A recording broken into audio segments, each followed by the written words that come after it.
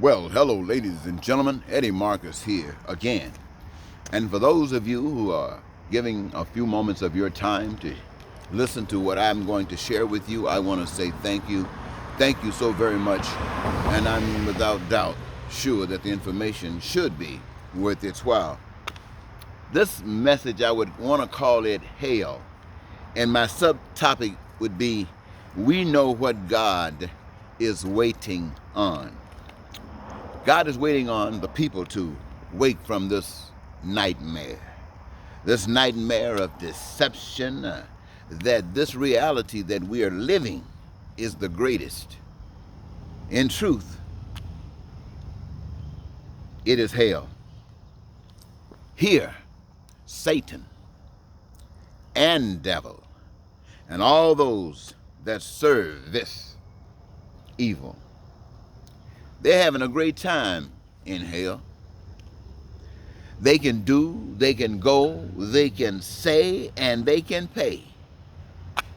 They are robbing the nations for their benefit. You see, the evil of it is seen in the lies that creates room for deception, in the cheating, in the poverty, the crime, the violence, and the inadequate education, as well as a failed healthcare system. Evil is seen in the terror. Evil is seen in the war. That is the justification that this is hell. The world is another name for hell. The earth is another name for hell.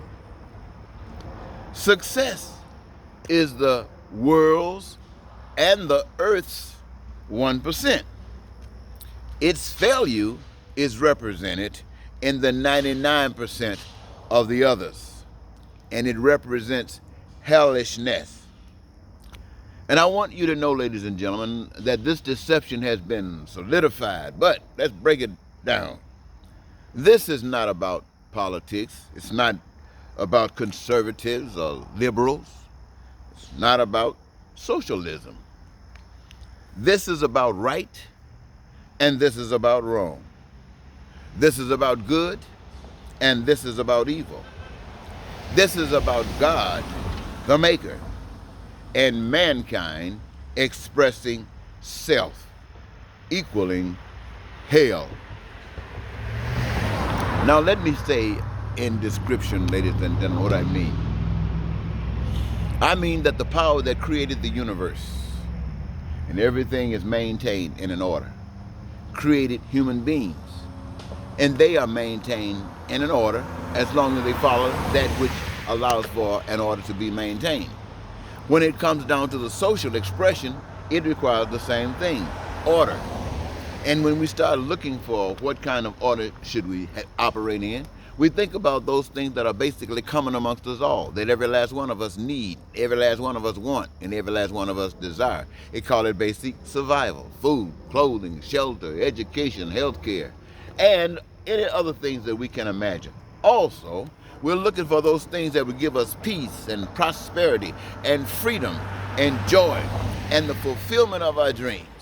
And one way, having concluded that these are the ambitions, how do we achieve that? We achieve that by, we have a pattern of saying the draft. Everybody that reaches a certain age volunteers for the draft or are drafted anyway.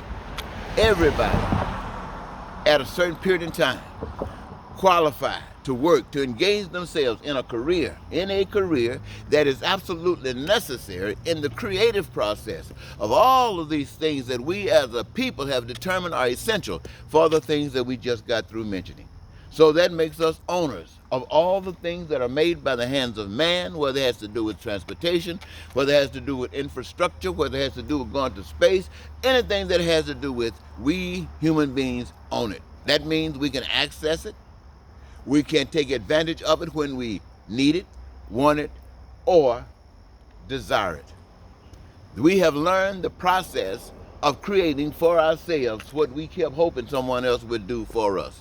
We did that by taking back our individual power from politics, from others who say they're going to do something for us, from others who now have us divided, from others who are taking us to war. We have taken back our power, knowing what we want, and we're saying to one another that these are the things that we want. And we know that in order for it to happen, we have to respect you as being as uniquely qualified to be a participant in this process as we are ourselves. And doing that, we honor the power. And by following the principles that I have just articulated to you, ladies and gentlemen, we will find ourselves as a result, rather than crime and lying and poverty, we will find ourselves with peace and prosperity. That will determine and is the distinction between what's right and wrong, what's good and evil, what's God and man. So, ladies and gentlemen, I ask you to consider what I'm saying to you, because I'm also asking you to help me change America for all of the wonderful things that God has done for all of us, especially me. But for those of you who testify in church all the time about what good God has done for you, let us change America and hopefully the world as a gift back to God, as an appreciation, as a growth, as a maturity of our relationship with God. And now we're saying, God, here it is. And we thank you for giving us an opportunity. Thank you, ladies and gentlemen. Once again, this is Eddie Marcus saying goodbye.